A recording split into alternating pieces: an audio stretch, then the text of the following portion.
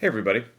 So, I was playing with some data on Beyond the Whiteboard last week and it kind of sparked an idea in my head for a little chat, for a little conversation. So, what I did is I went through Beyond the Whiteboard and compiled data on 9 different kind of benchmark workouts. And these would be good assessments that everybody, they're relatively well-rounded, that everybody could check out and see where they fall. And when you're checking out some data in the way that Beyond the Whiteboard posts it, you'll have percentages next to, let's say you're looking up Fran.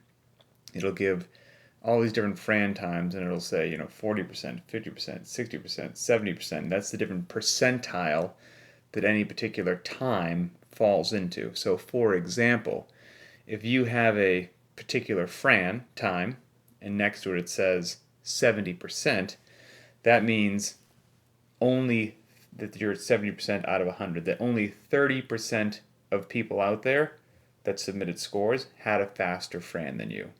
And you are, right up there, you're 70% ahead of everybody else. If you're in the 60th percentile, that means that only 40% submitted a superior time to yours. Does that make sense? Deadlift number, whatever it happens to be. So, I got these 9 different benchmark workouts, and then I looked up what is the 50th percentile on them, just right down the middle, and then what's the 75th percentile. 75th is really good. I mean, if you were 75th percentile across a large number of workouts, that would mean you're beating 3 out of 4 people on all of those workouts, and only 1 out of every 4 people can beat you on a workout. That's incredibly good. You'd be a very well-rounded, fit athlete. And what this sparked in my head anyway is, I always circle back to a common theme that I think people are far too hard on themselves, quite frankly. Because I think a lot of people, when I give these numbers and you hear what the 50th percentile is, most people are like, 50th percentile? I don't want to be 50th. That's like right in the middle, quote unquote average, maybe you could say that. I don't want to be average. I want to be spectacular. And I get that. But my point is, if you had just the 50th percentile on all these things that I'm about to list, would you be working to improve them? Yeah, you probably would if you're like most CrossFitters, and that's fantastic. But you would have everything that you need to fight, to face all the challenges of daily life easily, laughably. Whatever you want to do, from work in the yard for 4 hours, to go on an all-day backpacking trip, to go mountain biking, to play with your kids, to do whatever it is, if you were just in the 50th percentile, you would be crushing life. And then, hey, intelligently work to bump those numbers up. That's great. But again, take a little pressure off yourself. So you can play this game along at home with me.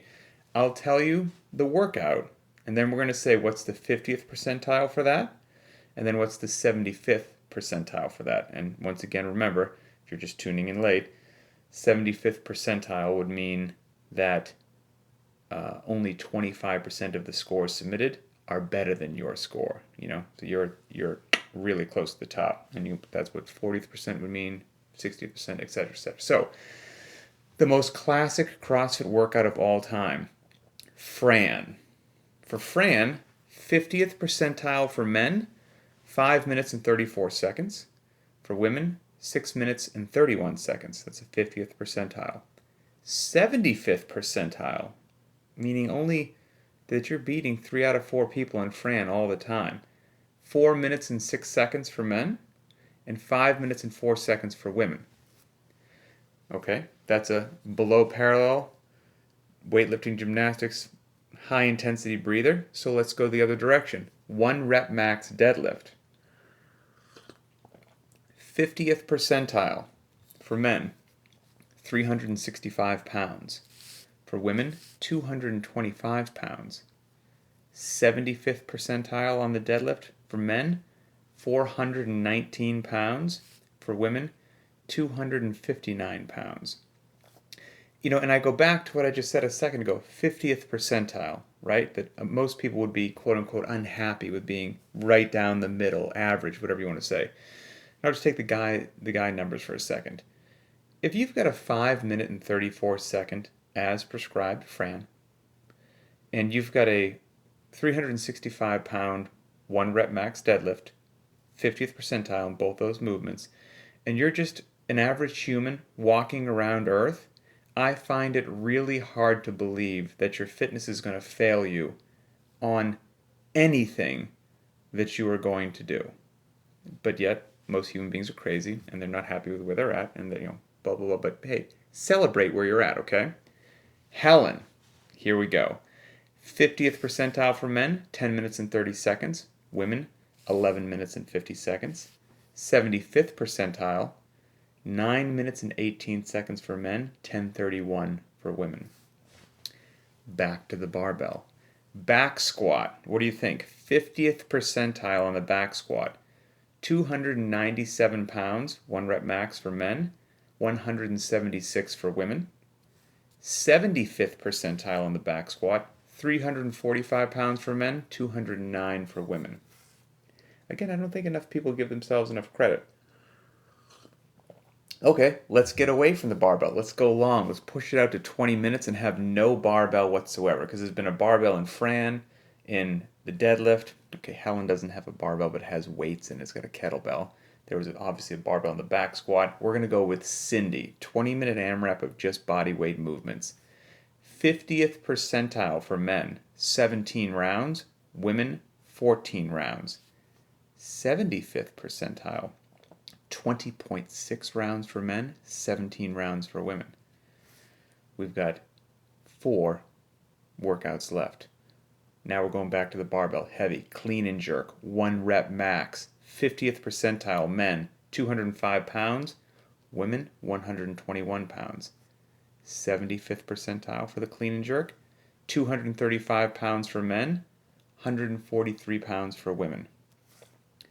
Now we're getting into 2 of these last 3. One is just beloved by everyone in the CrossFit community. They'd probably do it every single day of their life if they could. The other 2, they avoid most of the time like the absolute plague. So here we go. 3 of them left. 5K run. 50th percentile on a 5K run from the Beyond the Whiteboard data. 24 minutes and 25 seconds for men. 28 minutes and 31 seconds for women. 75th percentile on the 5K run. Men, 22 minutes and 12 seconds. Women, 25 minutes and 46 seconds. Okay, second to last metric. This is the one, in my opinion, that people just can't get enough of. You program it every day. People love it. DT. Everybody loves DT. Just nothing but a barbell, 3 movements, 5 rounds, a little bit on the heavy side, barbell cycling, yada, yada, yada. 50th percentile for men, 11 minutes and 37 seconds. Women, 10 minutes and 36 seconds. 75th percentile, men, 9 minutes 9 seconds. Women, 8 minutes and 19 seconds.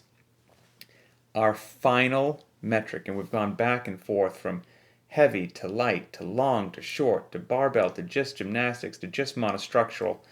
We're ending on a just monostructural. The 800-meter dash. Oh yeah, 800-meter time trial. 50th percentile for that little jewel. 3 minutes and 13 seconds for men. 3 minutes and 49 seconds for women. That's 50th percentile. 75th percentile. 2 minutes 51 seconds for men. 3 minutes 30 seconds for women. So, interesting. The data is fascinating, right? Use it to give yourself a good assessment. It's interesting. Don't use it to make yourself sad, right, if you're not quite where you want to be.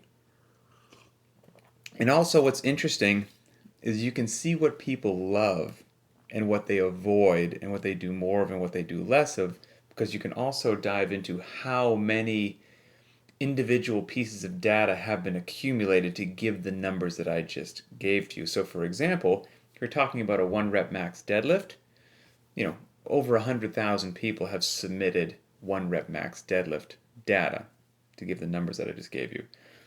It's about half that for the number of people that have submitted a 1 mile time trial. So it's very easy to see what people like to do. Now, let's say you check out those numbers, or you're just playing around, be on the whiteboard, see where you fall on a nice variety of different movements, the whole 9 yards. I would recommend just using that as an honest assessment, right? And like I said, striving to improve is fantastic, and we're all on the road trying to be better versions of ourselves. But if you're somewhere where you've got you're at the 50th percentile across all those things, compared to the average human walking the earth, you're a beast for life. An absolute beast. You're fantastic.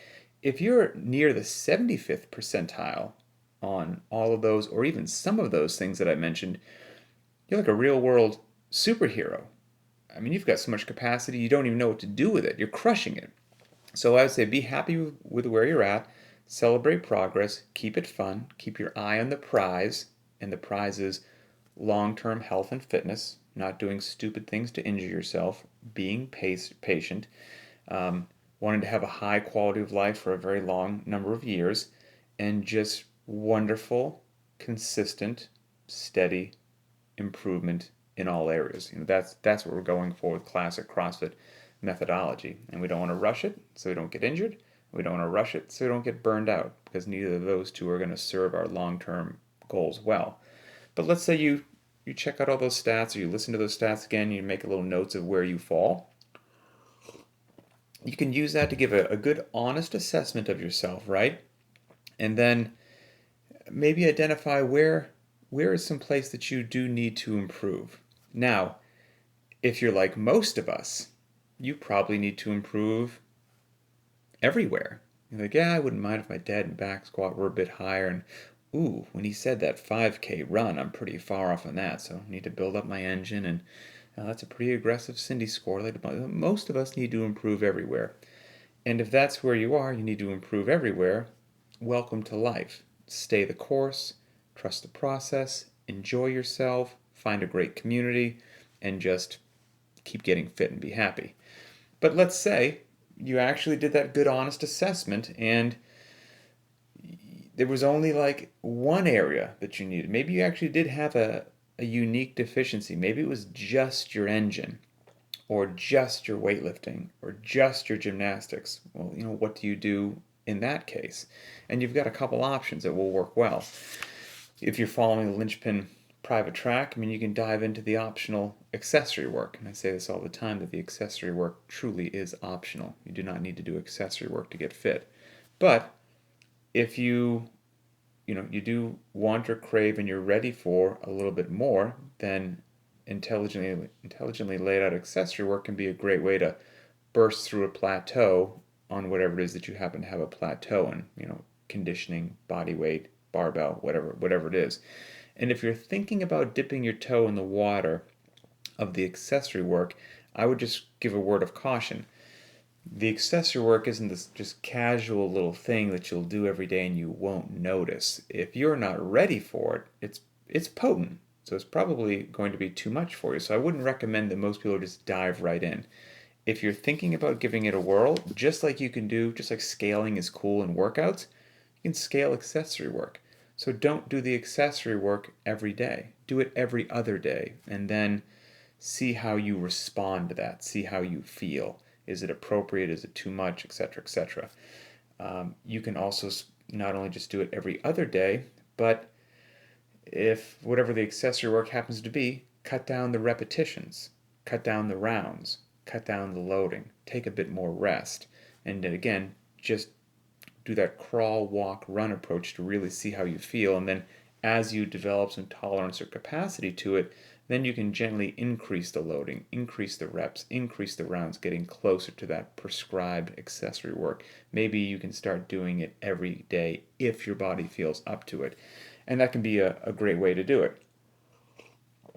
Common questions will be, if there's multiple things in the accessory work, can you kind of superset it, to get it done a little quicker? And the answer is yes, you can absolutely superset it. Now, the accessory work covers all areas, from conditioning to body weight to barbell strength stuff. You could choose to do it all, or if you did identify from those numbers that we just ran through with Beyond the Whiteboard, just a particular area that you need to improve, just your conditioning, just your squatting, whatever it happens to be, then you could just select the accessory work for that, and you wouldn't have to do necessarily all of it all the time. There also is another really cool option if you do identify an area that you would like to improve and you feel up to it. Your body is up to it, your mind is up to it, your schedule, you have the time to do it. All of those things have to take into account. I mean, everything's economics, right?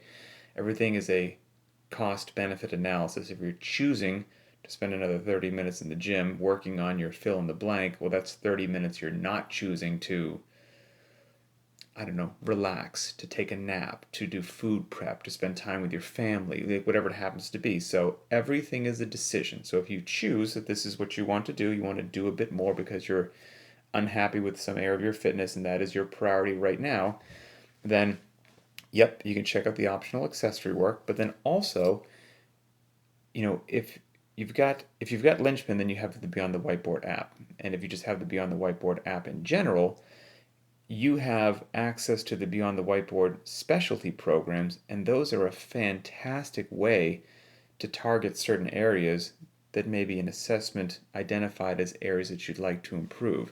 And if you're unfamiliar with what those are, there's a large number of just different programs to work on. So let me tell you where they are first. If you open up the Beyond the Whiteboard app, in the upper left-hand corner of the home screen, there'll be 3 little lines.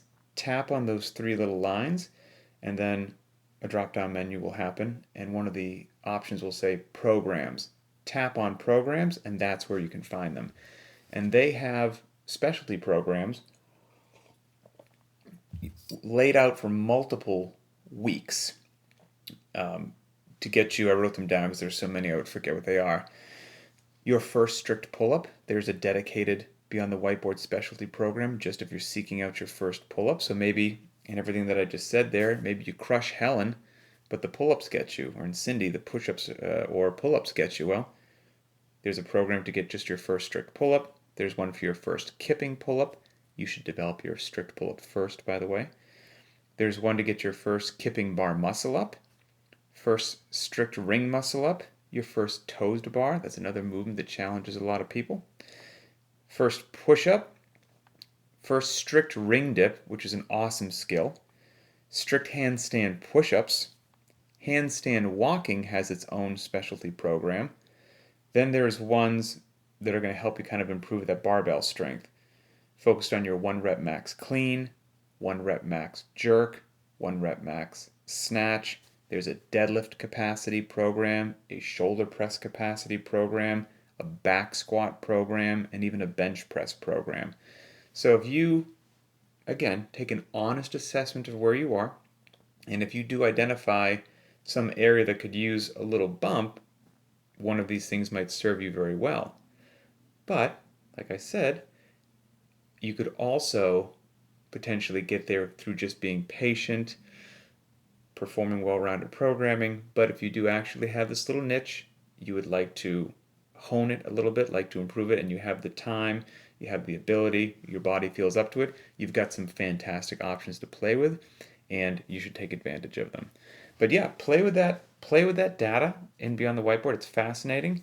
And like I said, I think if most people were around the 50th percentile, since they're human beings, they wouldn't be happy. I understand that because human beings are complex creatures. But you'd be crushing life. You'd be doing fantastic.